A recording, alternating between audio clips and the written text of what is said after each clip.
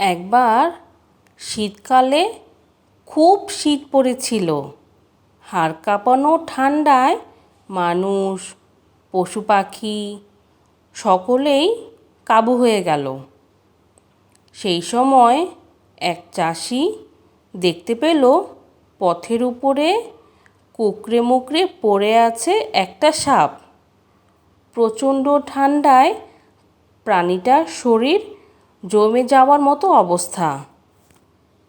এভাবে একটা প্রাণীকে কষ্ট পেতে দেখে চাষির খুব দয়া হলো। সে সাপটাকে তুলে নিজের বুকের কাছে চেপে ধরে যাচ্ছিল।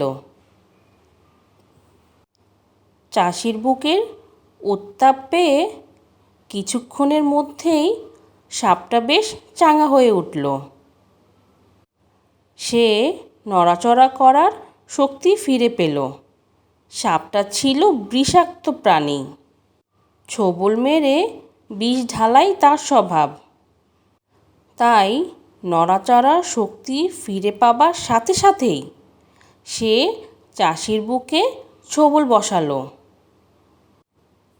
আর বিষের জ্বালায় ছটফট করতে করতে অল্প সময়ের মধ্যে চাষি মারা গেল।